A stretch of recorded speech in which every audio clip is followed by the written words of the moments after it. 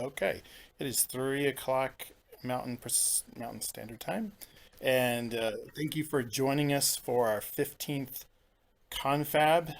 Um, and we'd like to begin all of our confabs with a land acknowledgement. So I am going to share that with you now. This is History Colorado's land acknowledgement. We acknowledge the land that currently known as Colorado has been the traditional homelands of indigenous peoples since time immemorial. We are grateful to the work in partnership with the 48 sovereign nations who continue to call this land home. Together we plan exhibits, collect, preserve, and interpret artifacts, do archaeological work, and create educational programs to share the history of Colorado. Just to give a very, very brief background for those of you who are joining us for the first time, um, I help to manage the state-approved museums and curatorial repositories program, where we currently have over 38 accepting state-approved repositories around the state that hold archaeological as well as some paleontological collections in trust for the state of Colorado. And as part of that program, sort of the game plan, if you will, of supporting that network involves a number of different pieces, which I help to try to manage and guide through. Part of that is having educational opportunities for all of our repository partners. That would be these confabs, as well as our forums that we've done in the past, sometimes in person. Of course, ever since COVID hit 2 years ago, we have gone to a virtual format, hence the COVID or the confab format.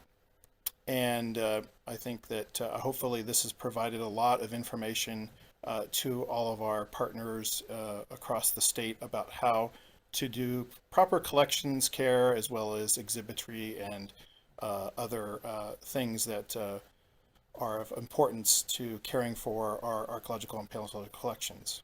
We also try to promote and give opportunities for grants and how to apply. And we also do a number of things where we try to encourage, reanalysis and that kind of thing as well, all with a public benefit part of that.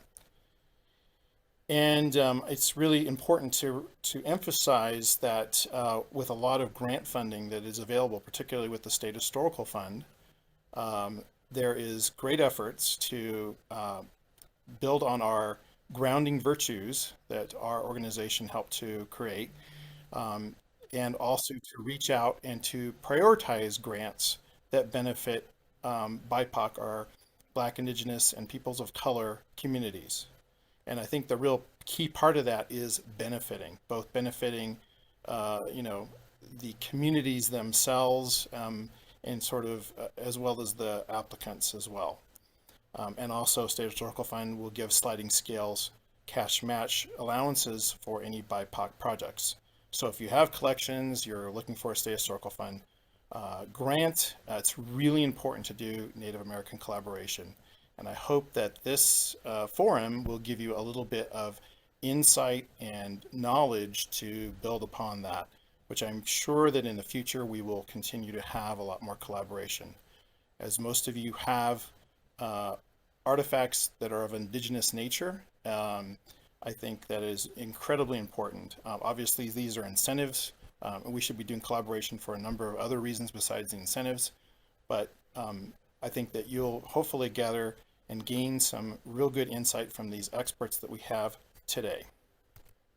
So just to kind of give you the brief agenda, and again, this is my last confab, sadly to say, and very sad to say.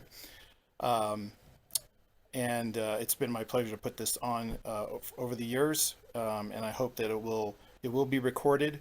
It will be available on YouTube, and will hopefully be a resource for all of you to refer back to in the future. And with that, I know that we oftentimes do introductions. I know we have a very tight schedule, so if you would like to put some, who you are and what institution you're with in the chat, and just introduce yourself, that would be fantastic. Also, if there's time, we're going to have question and answers at the end. But we're probably not going to be able to get to every one of them. So we will have some contact information for those who can't participate in that Q&A. So again, thank you all. And we're going to start off the presentations with our former NAGPRO liaison and also our curator for archaeology and ethnology at the History of Colorado, Sheila Goff, who will also be presenting with our current director of exhibits planning, Shannon Vroll. And we're really happy and so thrilled to have the esteemed Troy Eade, who is a former state attorney for the United States for the District of Colorado, as well as a professor of law at the University of Colorado and at DU, and also a former president of the Navajo Nation as well. Law, forget the whole title, Troy. But we're really happy to have a real expert to give us sort of a real good, why do we do this collaboration in the first place? What's the grounding legalities behind it? So I'm hoping that Troy will be able to answer those questions for you. So with that, I'm going to stop my sharing here, and we are going to change gears here and have our first presentation. So hold on just a second, give me a minute to switch slides here.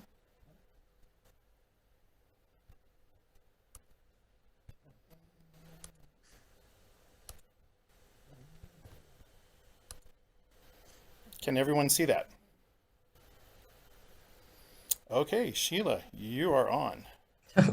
All right, Todd. Thanks for the introduction and also for the opportunity to talk about my museum experience with collaborations with Native American tribes. And I took a quick peek at the audience. It's good to see some of you that I haven't seen for a while and to see new faces. So thanks for joining us. One quick apology. I have another commitment, so I'll be leaving a little bit early. My email address will be provided at the end of our presentation, so feel free to contact me if you have any questions about what I may be speaking about. So with that, to begin, I'll just say that best practices for non-tribal museums that create exhibits or curate Native American collections necessitate collaborating with tribes whose stories they want to tell or whose artifacts they care for. Why? There's a lot of reasons, but first of all, it's ethically and in some cases legally required, and Troy's going to address that aspect in his talk. And then second, collaboration results in accurate and meaningful exhibits and collecting. Shannon, if you want to go ahead and advance to the next slide. I'm going to briefly talk about some of the practices, phases, as Shannon and I call them, as they pertain to two museum exhibits I have worked on or am working on currently. And Shannon's going to elaborate with an important example of her own.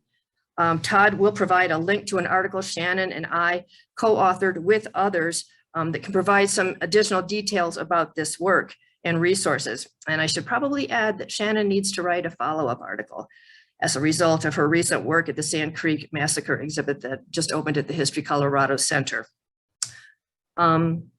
I want to remind folks that museum collaboration exhibits, it does include collecting, appropriate collection care, programming, and so on. Shannon, if you want to go to the next one. The first example I'm going to talk about is the redesign of the exhibits at the Ute Indian, Montrose, Colorado. Maybe some of you have been out there to see the work that we did. And then the next one, Shannon, a companion exhibit in Denver known as Written on the Land. Shannon and I worked on these along with Liz Cook and several others. And then the second example, if you want to go to the next slide, is the one that I am now, this beautiful historical museum at Mesa Verde National Park has exhibits that were placed in it decades ago. And we're currently collaborating with tribes in the redesign of those exhibits. So if you want to go back, Shannon, to the phases slide, I'll get into that. Oops, thank you. All right, so again, Shannon and I think of this as there's four phase collaborative process. The first thing you need to do before you even begin to work on, or try to work on any exhibit with tribe or tribes is to establish relationships with those people that you'd like to work with. Now, in some museums, those relationships have already been established. In the case of History Colorado, they were done through NAGPRA compliance and other projects, and that is also true of Mesa Verde National Park. The collaborations in those two places, History Colorado and the park, are approached on a government-to-government basis, respecting tribal sovereignty because they are state and federal agencies, respectively. When this is not the case, you can start to establish relationships by doing your homework first and trying to learn about the various tribes you want to work with through their websites, through their newsletters, through their newspapers, and then begin to establish relationships by visiting their reservations, attending events that are open to the public, and contacting their cultural departments. You can also reach out to other museums for help in making some introductions. All right, the second phase we refer to as at the beginning of the exhibit. The first thing that you're going to want to do is reach out to tribes once relationships have been established to see if there is interest on their part to work on a project with you. And it's important to stress that you have a general idea because specifics will be determined together. Don't start out with a preconceived idea that you just want a stamp of approval on. Also, at this point in time at the beginning, you need to set up the collaborative process that you're going to use throughout all of this work. Some of the things to keep in mind are to what degree do the tribes want to be involved, because that can vary tremendously, but that input comes from them. What would the collaborative process look like? Will it be face-to-face? Will it be largely on other forms of communication? And then what will the communication flow look like? In the development of the History Colorado exhibits that I referred to in Montrose and the History Colorado Center, we started by approaching the leadership of the 3 Ute tribes to see if they had interest in working on such projects. And of course, fortunately, their answer was a resounding yes. And then they determined for us who we would work with throughout the whole exhibit development process. When we met with those representatives that were designated, we started by asking, how do you want to be involved? And there was a resounding answer of, we want to be involved in everything. And they were. If you've seen those exhibits, they were involved in words on a wall, pictures, videos, color schemes, videos, I mean, you name it, artifacts, loans, how things were to be displayed. They wanted to be involved in everything, including difficult decisions. There was also a preference for face-to-face meetings, and we held, you might have to correct me, Shannon, but I think it was 17 to 18 face-to-face meetings to get the Ute Indian Museum open, as well as written on the land. Plus, I can't even begin to count how many telephone calls, emails, that sort of thing. A tremendous amount of communication went back and forth between History Colorado and the tribes. Now, the Mesa Verde project is a little different. First of all, there are 26 tribes, diverse tribes, associated with what is known as the land that the park is on now. And we decided, well, how I got involved in this is the park asked CU Boulder Museum to set up the collaborative process with them and with the tribes. So we, the 2 of us and the 26 tribes, came together for a meeting in 2019. To that meeting were invited leadership, tribal historic preservation officers, other interested folks from those 26 tribes. And we sat and we discussed, how do we do this in an efficient and fair manner? And after a lot of talk, we, meaning from CU Museum and the park, left the room so that these folks could have an executive session without us and determine the process that they wanted to use. When we came back in, we were told that they had decided that there would be what we are calling a working group of 8 persons. Those persons, it's a wonderfully diverse group. There are men and women, young and old, and they come from Ute tribe, Navajo, and the Pueblos. So it's representative of those 26 tribes. And then we all again sat down and talked about how we were going to work together, how communication was going to go. Unfortunately, COVID hit. We had planned to begin our work once again with the preference of face-to-face meetings, but COVID prevented that. And when we went back to our working group and said, what would you all like to do? Do you want to just postpone this? Or do you want to try to move forward in another way? And they were all strongly promoting, keep working. We don't want, it's been too long. We got to get this work done. We don't like to do it over Zoom, but we'll do it over Zoom. So for 2020 and 2021, we held, I don't know, I do know, probably 25 meetings over Zoom to do what we are starting with, content development. Then we were able to have our first face-to-face meeting at Mesa Verde National Park this year in August, where we brought together our exhibit designers, the working group, the park and CU Museum, first face-to-face meeting, but it was amazing to be able to then move on to the next phase, which will be the actual design of the exhibits. In order to maintain that government-to-government relationship, Mesa Verde National Park regularly sends information to tribal leadership on the progress of the project. And also they have annual consultation meetings in which they, again, provide updates. And once we actually have a design for the exhibit in place to show, we'll be sharing that with tribal leadership as well. So I'll go, I guess, on to the third phase of this, of exhibit development. Some important things I want to pull out.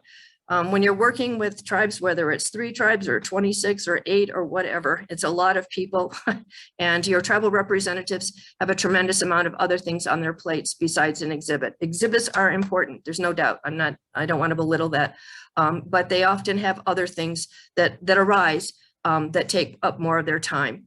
And so I think we all have to recognize that when you're doing a collaborative exhibit, it's going to take longer than it might take to do another type of exhibit. And that requires a commitment on the part of the museum and on the part of your tribal representatives and tribes.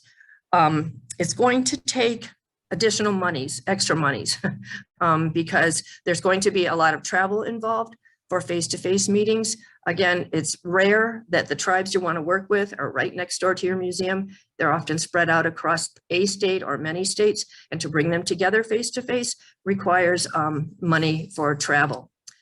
And it also requires money to pay stipends to your tribal representatives.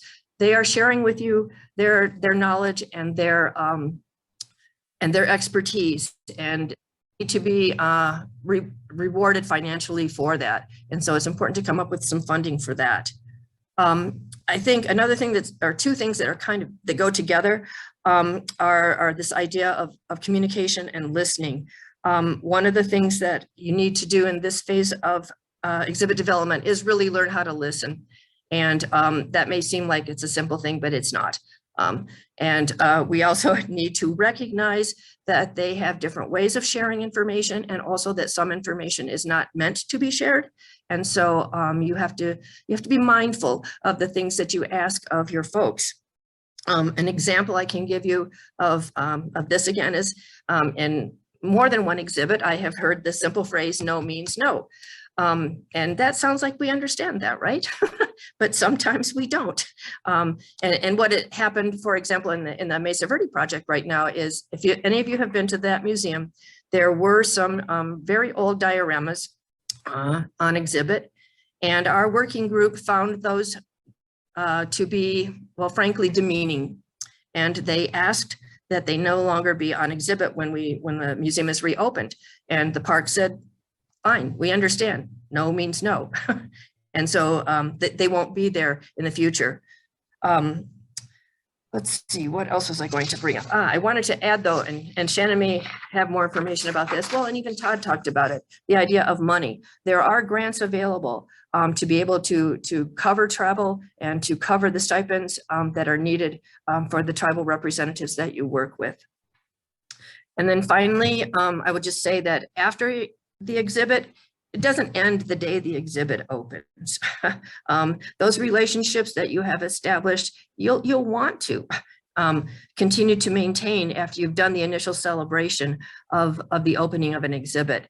And in the case of the Ute exhibits, the celebration started with a respectful tribal only, in which there were some solemn ceremonies, as well as feasts and other types of celebratory things. And I suspect that will be the case at Mesa Verde as well. You can continue to maintain relationships formally and informally. I would say a formal way is to continue to invite those representatives or folks that they suggest to your museum to do additional programming, educational programs, things. At the same time, I would say it's really important to maintain those relationships informally. And by that, I mean, in the example of the Utes, they are coming to Denver, passing through Denver in and out on a regular basis. And I would say that's probably true. Well, Shannon, you can speak to this about Shannon Arapaho folks. You know, when they're in town and you find out about it, see if you can get together for coffee or for lunch, just to chat. It doesn't have to be a formal meeting. It just can be a meeting, or not even a meeting, getting together with these folks. And at the same time, if you ever have the opportunity to travel their way, you know, give them a heads up, see if it's possible to get together with them, check in on them, even a phone call for completely no reason whatsoever than to find out how folks are doing, I think is appreciated and goes a long way in helping to maintain relationships. So I know I've just barreled through a lot of things. Again, please take a look at the article that Todd will give you access to, and Shannon will add some more information. And yeah, get in touch with me if you'd like any other specific details that I might be able to help you with, because this work is incredibly meaningful and critical. All right, thank you. Shannon? Great, and I will run the slides, and I did share that link a couple times, so hopefully folks can access that. And if they can't, please contact me later. All right. Sounds good. Thank you, Todd, for gathering us together. Thank you, Sheila, for kicking it off and giving a great framework. Also, just want to give you, Liz Cook was the lead developer on all the Ute work with us, and she happens to be in the audience, certainly to learn from Troy, not the two of us, because she knows it already. And similarly, Glennis Ekavari is also here. She's our new NAG coordinator here at History Colorado, and she was on the team that worked on the Sand Creek Massacre, so she was instrumentally involved in this work. So next couple of slides, yep, those are Sheila's, until you get to the Sand Creek Massacre one, Todd. One more, there you go. So, oh, and I'm setting my timer, so we've got enough time for Troy. There we go. So I have been honored to work on the Sand Creek Massacre exhibition at History Colorado. Its full name is the Sand Creek Massacre, the betrayal that changed Cheyenne and Arapaho people forever. I've been working on this project for 5 years now. And next slide, if you would, Todd. Just using that framework that Sheila set up, one of the big first steps is determining the tribal participants' interest in your museum project. Just, you know, asking them, is this something that is a priority for you? Do you have the capacity? Do you have the time to engage in this work with us? And it's most often started, especially at History Colorado, because we are a government to government relationship with all these sovereign nations. And so it is typical that we write letters to the leadership of the tribes that we are thinking of and ask those folks, whom do you want us to work with, so that they are designating who those leaders would be to consult with us.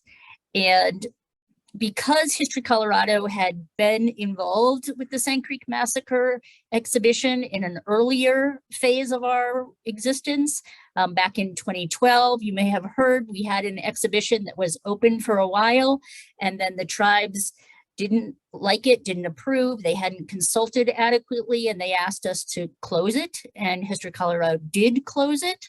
And so I really wanted to talk about determining interest in a slightly different way. We at History Colorado knew and Troy actually helped manage this MOA process that was established to make new agreements after that exhibition had closed. A new formal agreement was created with Troy's help and the 3 tribal governments, which is actually 4 tribes, but 3 tribes. And we and wrote that agreement up, and we knew that these tribes had interest in this project. So what we actually had to do as History Colorado is show them that we were serious. Because there had been this false start, because trust was broken with the tribes, we needed to show them that we were very committed to this work, that we were serious and honest in it, and that we were curious about what they wanted for this exhibition. So here's a picture of myself, Mina Seminole in the Northern Cheyenne tribe, and Glennis, who's part of the audience. Yay, Glennis. And we are in this picture up in Lame Deer. Because we were able to get 2 different federal grants, we were able to do travel not only for consultations, but to each of the 3 tribal government kind of headquarters and homes. So during COVID, we were up in Lame Deer over the 4th of July weekend. I think 2 months later, we were in and around Riverton, Wyoming for the Northern Arapaho. And then in Oklahoma of that same year, it was boom, boom, boom. We were out in Oklahoma working with the Southern Cheyenne and Arapaho.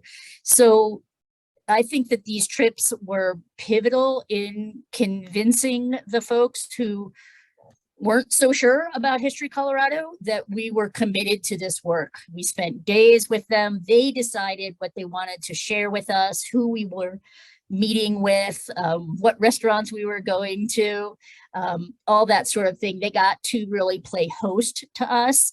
And I think that that really changed the dynamic and proved that we, History Colorado, were interested in what they wanted this exhibition to be.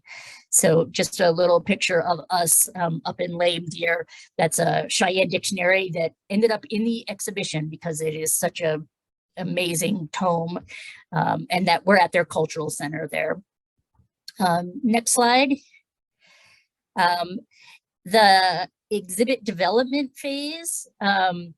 This is James Peterson behind the scenes. He's our curator, also recently retired. But James is looking at and choosing between several artifacts with Gail Ridgely and Ryan Ortiz. This is the Northern Arapaho tribes, 2 of the representatives we worked very closely with. So this is the nuts and bolts of planning an exhibit together, right? Here are, James has pulled out various things that we could put on the exhibition. And he and Ryan and Gail are talking about what to include, what not to include, taking really good notes on what they're saying about these things so that we can draft the object labels and all the interpretation. So this is that back and forth behind the scenes in the collection. And then I can even see the table behind James. That's many of the things from the Northern Cheyenne tribe that we borrowed or collected. And because this very same day, James was doing that with 3 tribes. So these are the nuts and bolts of the exhibit development process. Just like the Ute work that we did, everything in the Sand Creek Massacre exhibition, every photo, every word, every artifact, we had innumerable conversations with the tribal reps over all of them. You know, sometimes our room, it reminds me of like the comedy room, not because it was not funny, but because of just people laid out with documents, and Sam Bach, the lead developer, is looking at every single word and getting buy-in, tweaking it, getting it where the tribal reps wanted it to be. So that is the nuts and bolts. We did this during COVID. There was a lot of Zoom meetings, and that was a learning curve for some of the tribal reps. But then also, as we were able to meet in person, as we traveled, often masked, as they came down to us, you know, there was a lot of like, oh, so-and-so sadly can't come, they're sick, you know, all the hubbub of COVID that we all lived through. But we made it through that process. Next slide. Sheila talked about establishing relationships, and we established relationships certainly with our core team of 5, Glennis, Sam, Celia, myself, and Lori Bailey also. But we also established a lot larger set of relationships. Because Sand Creek Massacre is a horrible atrocity. It's this 230 Cheyenne and Arapaho people who were protected and under protection by the US federal troops were gunned down and massacred in one day. To get our museum and our volunteers ready to share that story with the public, it wasn't just us 5 or 6 exhibit developers that needed to understand what that meant. It was our frontline ticket sellers. It was our marketing staff, our philanthropy staff, certainly our leadership, our volunteers who might be talking about this. So in June of the past year, we were able to, thanks to the grants, charter a bus. And we piled all these folks on the bus and took them the 3.5 hours out to the massacre site so that they could all hear directly from our tribal reps and understand just how painful, hard, how the trauma is still there, and how resilient they all still are. So we were establishing relationships way beyond just the 5 or 6 of us that were working so intimately on this project, but we wanted to really broaden those relationships. And in fact, some of the tribal representatives ended up meeting with our board and that kind of thing. So it's just every level of the institution, we wanted as many relationships as we could. Certainly it's not the same depth that the 5 or 6 of us have, but it felt important to really have that shared understanding of the atrocities across the institution and across our community museums as well. Next slide. Okay, Sheila talked about celebrations or openings, and for us, for the Sand Creek Massacre, you know, we were very careful in how we picked our words. Typically, we open exhibits with a celebratory sense. We call this commemoration, right? This was a horrible, horrible thing. So we were careful with our language around this and we revamped it, but we certainly commemorated the victims and the loss and the atrocity and all the healing and strength that the 10 tribal reps have around this and their communities back home.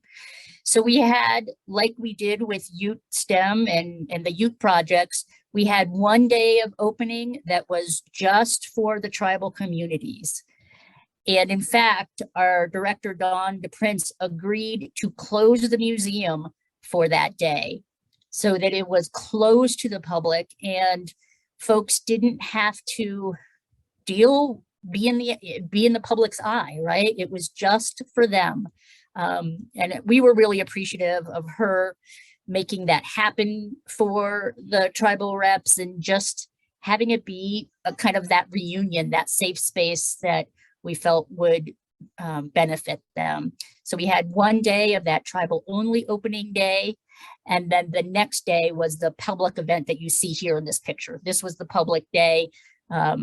He had a bout with the tribal representatives and their communities. They brought about 150 people here for the day before.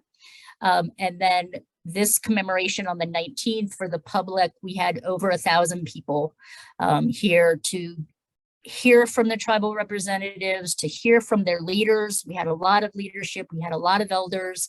We had drum groups, and just to take in the exhibit and the stories together. So those were really special days. And it were only 3 weeks ago. So I know I personally am still kind of coming back to reality after those big days. But we really wanted to thank our partners for all the work and just kind of pushing through all that hardness. with them, and we got them exhibition staff jackets with the kind of the art from the exhibit on that, and I think they really appreciated that and felt some team identity shared with each other. We also published a small book that has most of the label copy in it, and we were very liberally giving those out to all the tribal communities on that tribal only day. I think we probably gave 200 books away that day. And then the next slide. And now we are switching into this maintaining of a relationship, and really, I mean, we were chatting with them on text or phone daily, multiple times for a day, just lots and lots of communication. And so now we did have a meeting with two of them from Southern Cheyenne and Arapaho today, and we were joking, like, do you miss us? Because they don't yet, because we were, just in such intense communication and collaboration for so long. But now we're kind of moving into a new phase. Today, we were clarifying some of the tribal loans and the terms of the loans for those things in the exhibit. We were clarifying some of the remaining funds and how we're going to use them together. We've been sharing photos with them. We've been sharing the press write-ups. We're thinking about maybe a meeting in April where we kind of say, here's what's been happening, here's the educational programs, especially that are going forward, to have just that continuity of relationships. We've been including them in these new opportunities. We've had some granting agencies come to us and say, ooh, do you want to do this? And so we're getting on the phone and saying, hey, tribal reps, are you interested in this? Are you interested in this? So just kind of shifting that. And really our education department and our programming team is really picking up the mantle of this, because they will be doing lots and lots of school field trips, some adult lectures, some seminars, that kind of thing. And for us, one of the things that will sustain this relationship and keep it going is that every year there are commemorations for the massacre in November and massacre healing runs that we've been participating in for quite some time and will continue. So those will help maintain the relationship, and just all the personal friendships and collegial support that Sheila talked about is certainly present in this scenario as well. We've been through a lot together, and we will keep those relationships going as much as we can. And I put my contact info in the chat, but Sheila's is there as well. And I will hang around for questions, but for now, I will hand it over to Troy. Well, thank you, Shannon. And it's good to see you and Sheila and meet everybody else. And Todd, thanks for the gracious introduction. As was mentioned, my name is Troy Ide. I am a lawyer who specializes in Native American tribal work, represents more than 100 Native American tribes between Alaska and Florida, along with a team of about 24 people. And it's really a privilege to get to see you and get to work with you. I just want to thank, in my previous incarnations, both as U.S. Attorney for Colorado and on Governor Bill Owens' cabinet for 5 years, had occasion I recognize some of the names, and I know your institutions too, in some instances, many instances. So I just want to thank you for the great work that you do, and just extend greetings also on behalf of both Mesa Verde Foundations, which we're going to talk a little bit about Mesa Verde here in a moment. I'm the vice chairman of the board. We raise money for the national park. We don't do anything but raise money, but we try to raise as much of it as we can to help the park. And then also for the Navajo Nation Bar Association, which was mentioned. I'm the immediate past president. Ours is the largest nonprofit legal services organization in the United States that directly serves a Native American tribe. We lost 19 of our members to COVID, died of COVID, and we have several in long-term disability. So we were really very, very hard hit by the pandemic. And as you may know, Native America was particularly ravaged by the pandemic. And in fact, McKinley County, New Mexico, at one point, I think for about 5 weeks running, had the highest per capita fatality rates in the country. So, for a lot of us who work in Indian country and work in this area, there are a lot of unanswered questions. We want to be ready for the next pandemic, and we want to, appreciate and respect all the sacrifices that are still happening to try to deal with this upheaval. But today, we're here to talk about consultation.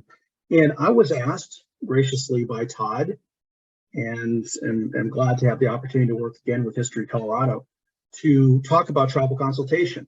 And I realize that for many of you, you're experts in this, and so this is probably the last thing you want or need, but it could be that you want a refresher. And for some of you, maybe you've never thought much about why there is a basis for consultation. What is it? What isn't it? And so maybe go through these slides, Todd, the next slide, and we'll talk about why we even have it. So keep clicking and I'll tell you when to stop. So the US Constitution recognizes 4 different sovereigns.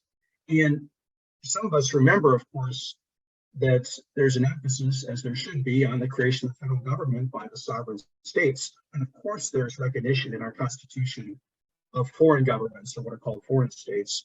But there are also tribes in the Constitution. Next slide. And so their rights, if you will, to self-government predate the Constitution. So when you think about it, you read the text of the Constitution, you see it a couple places. When you talk, number one, about quote unquote Indians, and that's the legal term that we still use, Indians are talked about in Article 1 of our Constitution, which defines the powers of the Congress, the legislative branch. You may recall from your civics that the states determine who gets to vote in federal elections and so on. You keep clicking through there, Todd. And they basically, in Article 1, you apportion members of the House of Representatives based on the state's criteria for who gets to vote in elections. Of course, at the time of the Constitution, those were people who owned property, and they were men, and they were white men, by and large.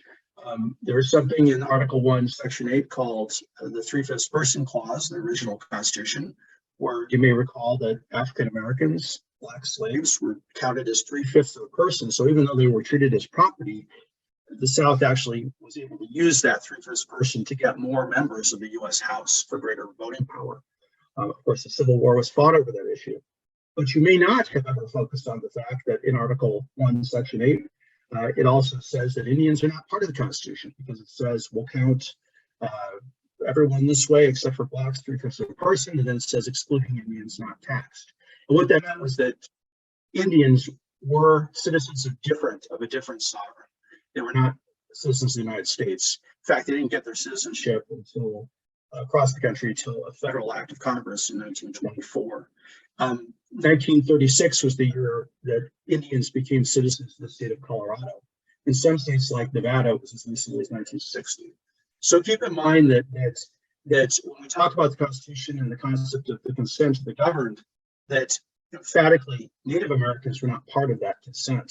In fact, the Constitution shows us that because they're excluded. And even after the Civil War, even after the Reconstruction Amendments in 1868, we still have that phrase in there. You can look it up in your Constitution today, excluding Indians not taxed. So it was not until Congress acted later that Indians were even treated as citizens in the United States. So what is federal Indian law? What is this concept? Why is it federal? And just fill out all these numbers on the slide and the whole time so everyone can see every number on each slide, if you would, please. I appreciate it. Yeah, that's great. So you've got 574 federally recognized tribes in the country, and you've got 327 of them have some kind of a reservation or permanent homeland. Now, when we talk about reservations, what is a reservation? Well, it's not something the federal government gave to the tribes.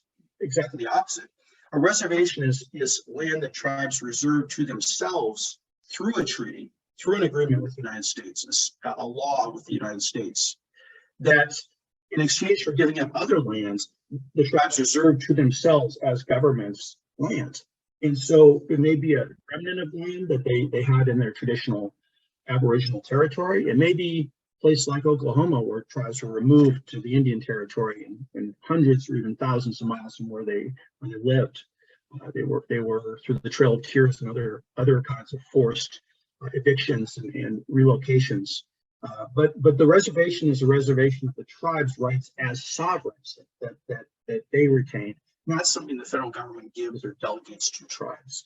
So that's the basis of this concept of federal Indian law. The relationship is between the United States on the one hand and the tribes on the other. The idea was that tribes gave up land in exchange for the permanent protection of the United States. And so today we have 327 of the tribes that actually still have some land of their own. In Alaska, where there are 229 federally recognized tribes, 228 of them don't have any land at all. Since 1971, Congress took that away by statute, believe it or not. They create a different system up there that we could spend a whole seminar talking about. But in exchange for that cession of land as recently as 1971, Alaska Natives as individuals were treated as shareholders in a series of corporations that Congress authorized. The idea being that if you would develop lands in about 45 million acres of Alaska, that those would be developed for the benefit of individual Native Americans. So the idea was to break up the tribal governments, not recognize them anymore as landowners, but to compensate individual Native Americans. And so to this day, you see many for-profits, what are called Alaska Native Claims Settlement Act corporations. Some of them employ tens of thousands of people all over the world. And they're involved in all kinds of businesses, but they got their start and they have the basis in Alaska in mining and timber development and commercial fisheries and commercial real estate development in areas like Fairbanks and Anchorage and Juneau and so on. So it's a very different system in Alaska, but there's an additional land base, if you will, that's earmarked for individual Native Americans as opposed to tribal governments. And that last point, if you look on the slide, American Indians, Alaska Natives, they're a relatively small portion of our population, about 3%, but they are the fastest growing group by far in the census. If you go between the last two censuses, an 86.5% increase in just 10 years. Next slide. So our status, again, just go through all the numbers on the slide, please. Thank you. The status of tribes legally is unique in the United States. Our courts call them domestic dependent sovereigns. They're domestic because they're part of the United States, even though they're not subject from their initial political origins to our Constitution. They're in fact subsumed by the United States government, the overarching federal government. That's made them dependent on the United States. Again, they gave up land in exchange. The concept was for the protection permanently in the U.S., but they're sovereign because they are entitled to, in the words of the U.S. Supreme Court, quote, make their own laws and be governed by them. Make their own laws and be governed by them, in a case called Williams versus Lee in 1959. So the idea was that tribes within their territories could pass their own laws. They have their own courts, their own police, their own systems of justice, and they have the ability to operate within the United States. So they're domestic, they're dependent on that overarching federal protection. And Congress can change that, as I've talked about, like they did in Alaska. They can change it radically if Congress passes a law to do so. But if Congress doesn't speak, then the tribes retain their inherent sovereignty that they have since time immemorial. And this is leading to what tribal consultation is and why do I have this governmental theory. Next slide, and I'll explain it, I'll apply it to what it is that we're trying to do. So this term federal Indian law, it refers to the treaties and the statutes, everything Congress has done, presidents have done through executive orders, court decisions. There are more than 100,000 now federal court decisions dealing with tribes in the United States that recognizes the tribes' inherent governmental powers. What are the limits that Congress has placed? What are the retained rights that have been recognized by the courts and that predate the U.S. Constitution? That body of law, that relationship, if you will, is called federal Indian law. The next slide. And so the late Daniel Inouye, many of you knew or knew of, was a wonderful man. I got a chance to work with him quite a bit and chaired this U.S. Senate Committee on Indian Affairs, World War II combat vet. He described it this way while he was chair of the Senate Indian Affairs Committee, which is the principal Senate oversight committee over tribes.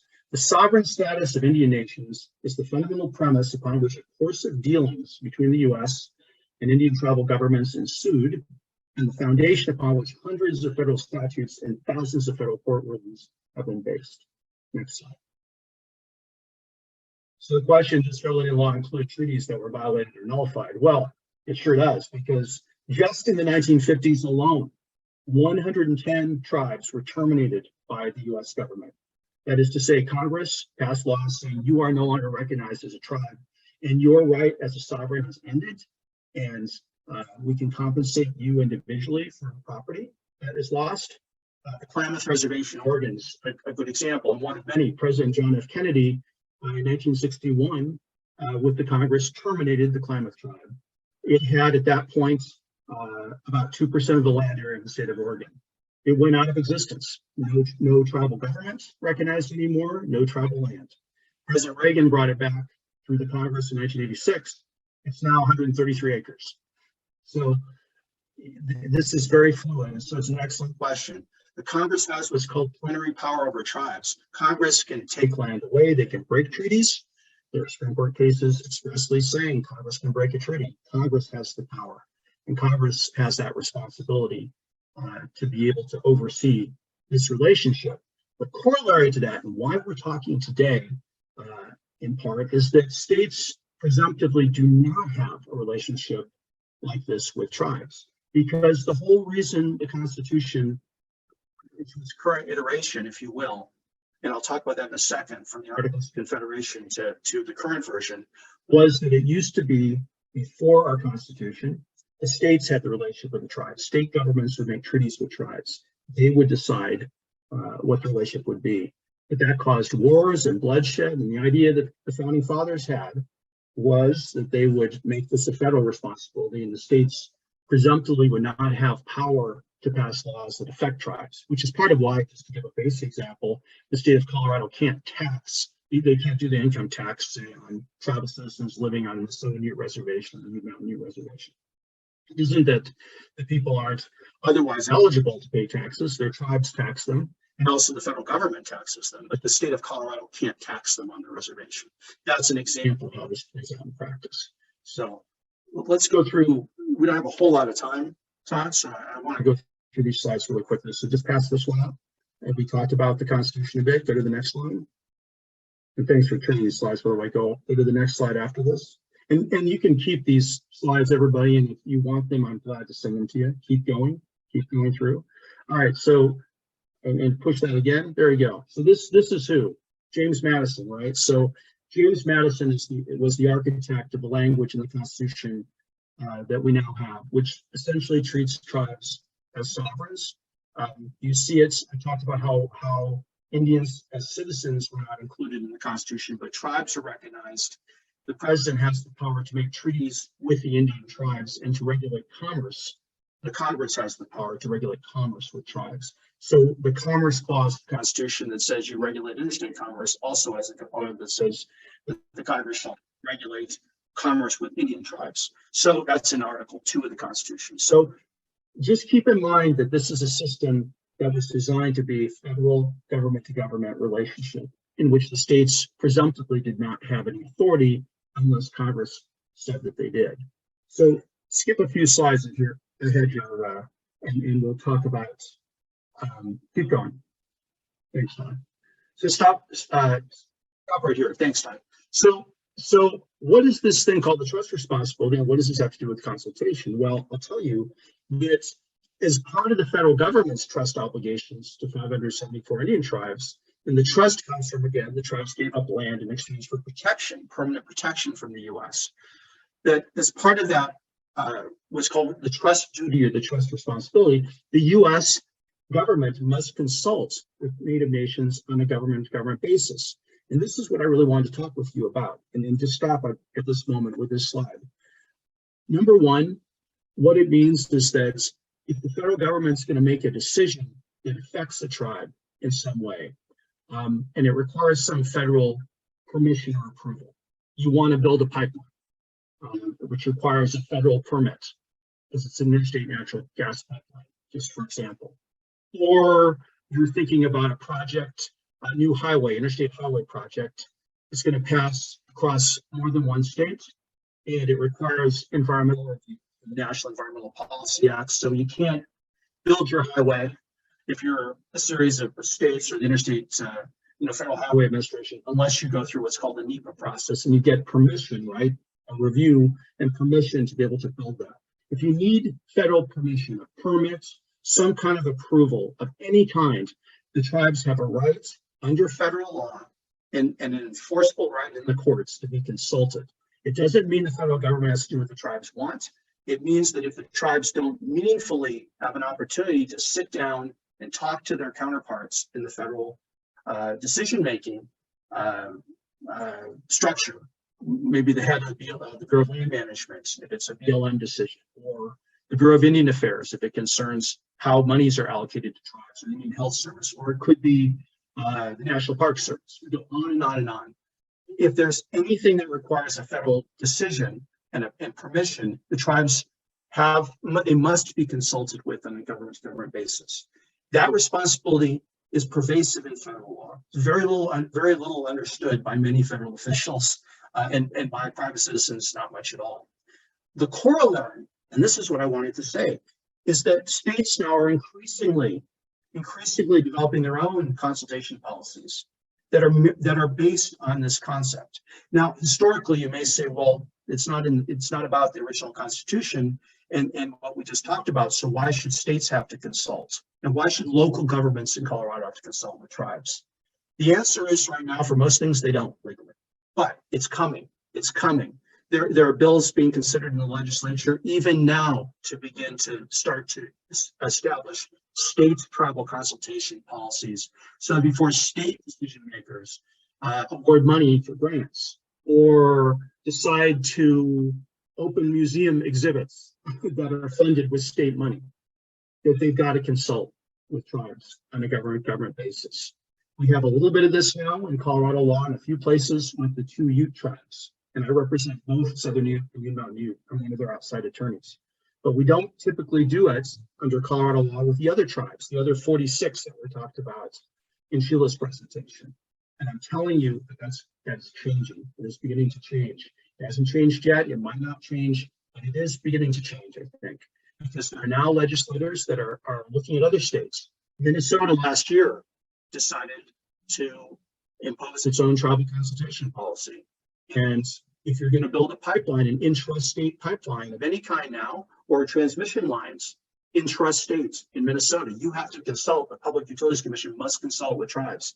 You can't just send tribes a letter and say, well, we're going to do this and we hope that you think it's a great project. They have to sit down before the decisions are made and have a dialogue, and the tribes have to have a chance meaningfully to express their concerns.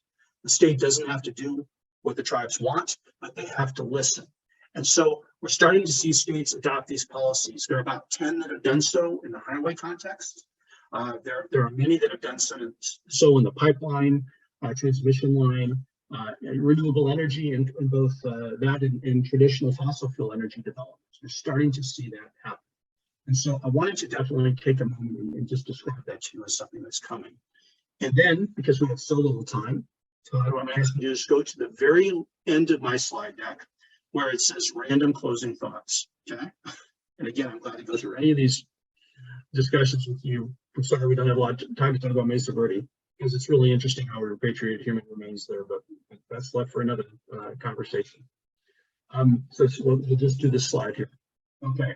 I don't know how many of you ever read Vine Deloria's, was sometimes called the Bible of the Red Power Movement, is the slang. Custer died for your sins. One of the great lines, there's a whole chapter devoted to how non-native archaeologists and anthropologists have, from his point of view, and he just died a few years ago. He lived in Golden, by the way, when he passed away. He was a neighbor of ours.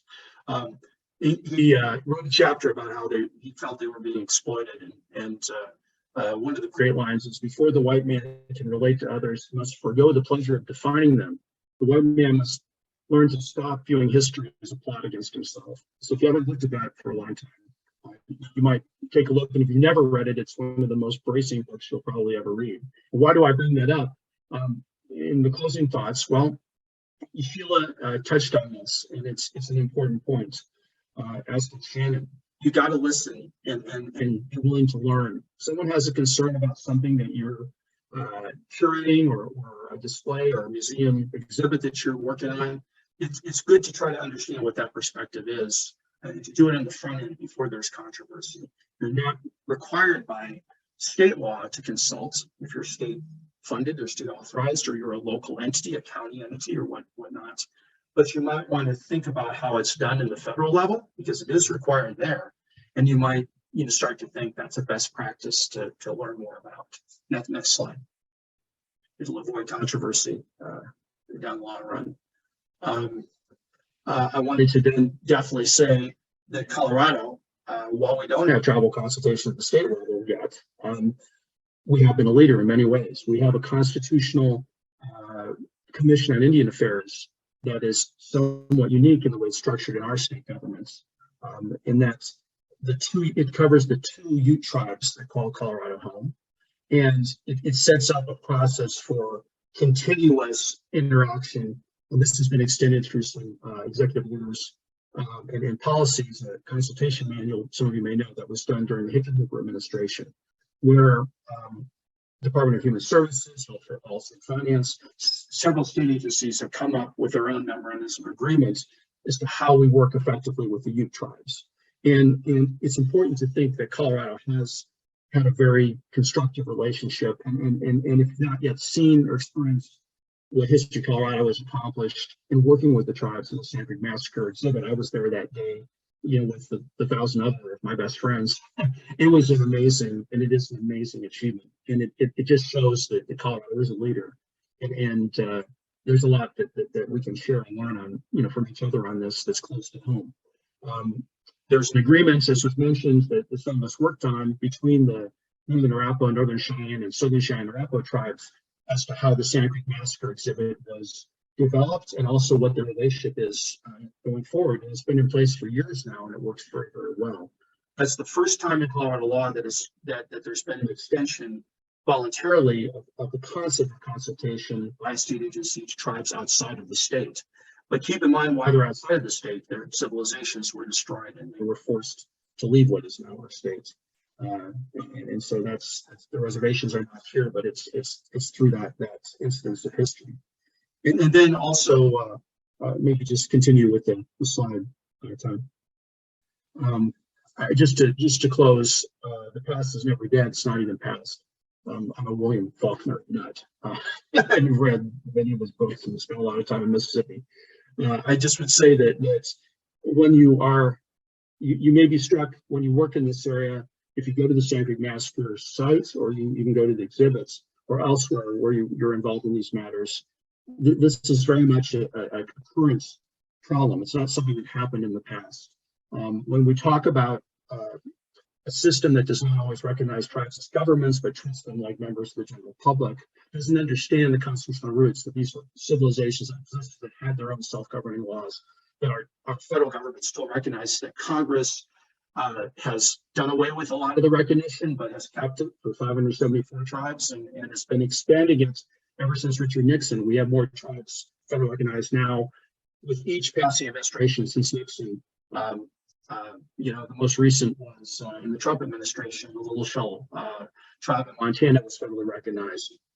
So there's restoration that's occurring. There are more tribes being recognized now than there have been since before 1971, and after that long era of termination. So these are very much issues that are contemporary, that have a long living memory, and so it's imperative on us to set a very good example in how we work and treat tribes, and to not fall into the really easy path of saying, well, they're just like any other member of the public.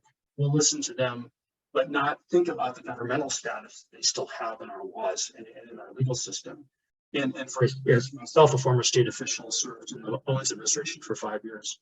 I just say that we got to see coming this idea that's happening in so many other states, and that you're beginning to see in Colorado, that I think we will, in the next 10 years, we'll have a full-blown tribal consultation requirement. I'm going to predict it confidently, that state and local governments will have to consult the tribes on all matters that affect them, and do so in a meaningful fashion, and not just treat them like members of the public, for the reasons that have been discussed today. So I'm going to stop there, and I appreciate your being patient with me. I'm sorry to talk for so long.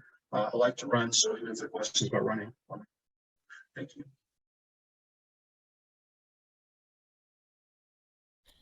Thank you very much, Troy, for providing that really great overview of the legalities. And as Troy said, it was really good, insightful information to find that there is potential legislation that will require consultation at every level of government. That would be quite a moving thing. So thank you, Troy, for that insight. I really appreciate your knowledge and expertise at this. Shannon and Sheila, who unfortunately had to leave for another meeting, thank you as well. I know that there were a few folks who had questions. We are kind of a little bit over time, but if you're willing to stick around, I'm willing to try to answer or have those directed towards our presenters. So let me just see if we've got everything here that people had. There was any outstanding questions. Now I'm not seeing those, so maybe we're okay. Let's see here on the chat. I see lots of thank yous. Someone had asked earlier about does federal Indian law include treaties? You've answered that, Troy, I think, quite well. And then thank you, Shannon, for providing that document that was provided by the state of Colorado about consultations. So Todd, I might just say there is a question about local governments and what you can do. Yeah. Just a lot of stories I could tell, but a great example is when I was U.S. attorney, there was a wonderful process going on in 2005, 2006, 2007 timeframe, where the Southern Ute tribe and the Durango, city of Durango Police Departments and La Plata County, they began to just, how you get started, you just talk about issues of common concern, and there was a real concern about interoperability in police response and being able to have also EMTs and fire rescue be able to be interoperable. And they ended up developing a common CAD system. They ended up basically coming up with a system of common dispatch and common response to different kinds of crises. And I just mentioned this because if there is a problem and that affects whatever your institution is, a great way to get started is to just ask the tribal leaders, what they think. And the way to do it would be, you could reach out to the Colorado Commission of Indian Affairs and say who I talked to. That's a simple way, I think, to do it. Or you can contact the tribes. If you don't know which tribes, you've got the 2 Ute tribes, obviously, that we're real familiar with, but you might start with the Colorado Commission of Indian Affairs. They can give you an idea where the tribes have current cultural, historical, spiritual connections to different parts of the state, especially, and it can kind of give you a sense of what's kind of most pressing, maybe in some ways, and then that could help you figure out who to talk with. And Catherine Redhorse, who's the executive director over there, is a really fine person. She can be a resource to you. So that's what I would suggest. I think the most important thing is to just, if you see something that you think might be a concern, maybe there's something in an exhibit you're like, I'm not sure how to show this. Should we show this? We all run into those issues all the time. Then ask those questions. And you can also talk to, I wouldn't hesitate, and I'm not trying to put her on the hook, but talk to Shannon. Shannon, she has a ton of insight into these issues. She might have a connection for you to help you address your issue.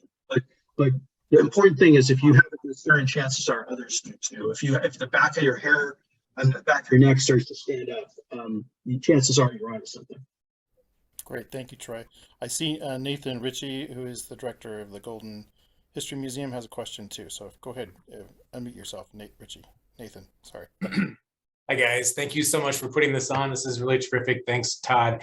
And thank you to the presenters. I got 2 quick questions, or a question, a comment. I missed the first 10 minutes of the program, but I'm curious for you, the History Colorado staff, Shannon and everyone, I missed when you were working on the Sand Creek exhibit and the Ute exhibit, who wrote the text? Did you basically hand that over to tribal consultants to write it, and then there was a editing process? Did you write it and have kind of line by line consultation? How did that process work? And then my second kind of comment or question is, as to echo, I think what Chris was saying too, there are so many more and more of us in municipalities who want to work with tribes. And my sense is that they are becoming overwhelmed. I mean, I think it's going to quickly become a capacity situation for them when each of us are doing different individual projects with different priorities and stuff like that. So my comment / question is like, how can we help build up tribal capacity in some of these areas, and so we can actually have greater working relationships with them? That's a great question. Thanks, Nathan. Yeah. So I'll jump in on your first question, Nathan. For the case of the Sand Creek Massacre exhibition, we had innumerable listening sessions where we chunked out parts of the exhibit content, right? Sam Bach was lead developer, and he would say things like, what should we say about the day of the massacre? And we would hear things, and Sam drafted, and then he, through many iterations back and forth, he was emailing it to our 10 tribal reps and getting sometimes their written comments. Oftentimes he needed to schedule a meeting one-on-one with that person to get to, kind of pull their comments from them.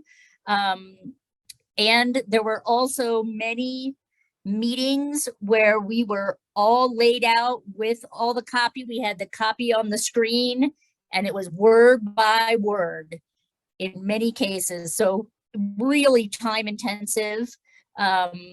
But that is how we got there. And I don't know if Liz is still on the line, if she wants to unmute and talk about it on the Ute side. It was quite similar.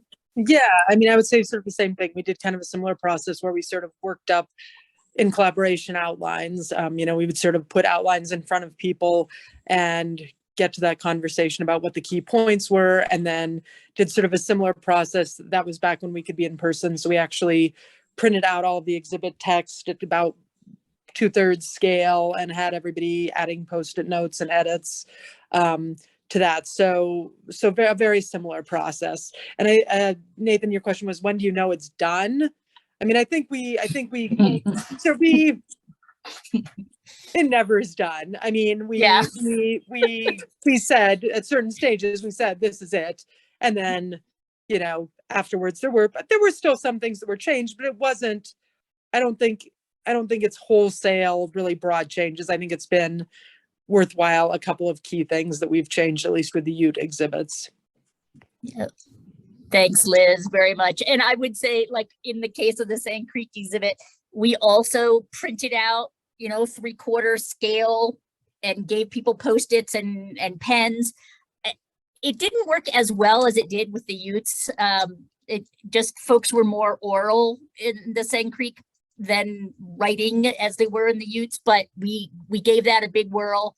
And we were ready the night before opening to reprint labels. We chose to make 90% of the labels in-house, which normally we wouldn't do for a project this high profile, but we were anticipating more last minute changes when the tribes really, for the last time, the tribal reps saw it on the wall before opening.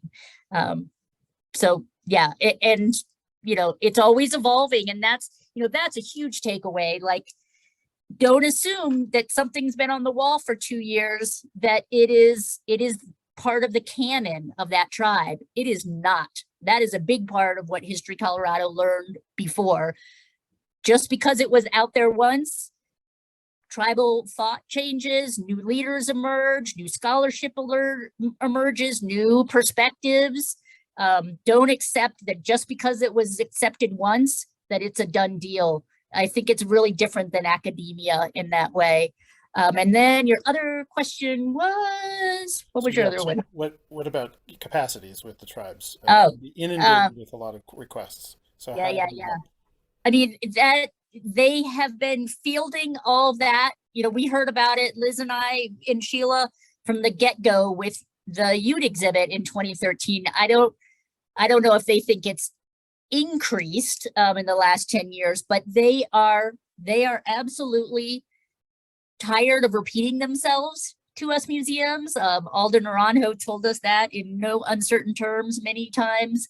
I don't know how we build up their capacity. I know we need to be patient with them, and it's going to take, to Chris's question, it's going to take months probably before you've gotten the tribal leadership to say, work with these people, to those folks having their other priorities get finished. It is not like call them up and get them on your team in a week. It's a long process.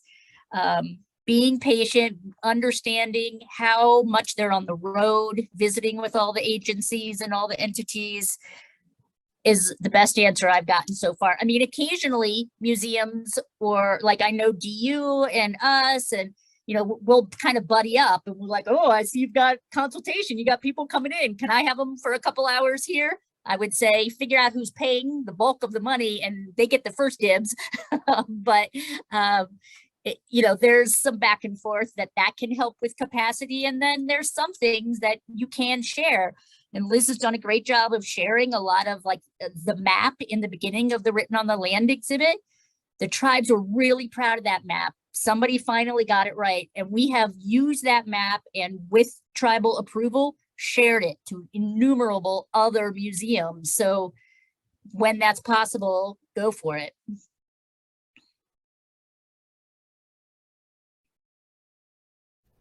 That's great. Great advice. Great suggestions. Thank you, Vanessa, for your comments as well. Well, it is 4:15, 4:16 on my watch. I know we could talk about this for a lot longer. I wish we had more time to have the more conversations and also, suggestions and how we can all work together better. Unfortunately, we will have to end it today, and I will be recording this. As I said, we'll be posting it very shortly. So again, I hope folks can refer to it, as well as feel free to contact Troy, who's graciously provided his contact information, and Shannon. And I know Sheila is available as well. And I'll be available to the end of the month. So thank you all for joining us. And I really hope that all of you have very happy holidays ahead. Thank you so much.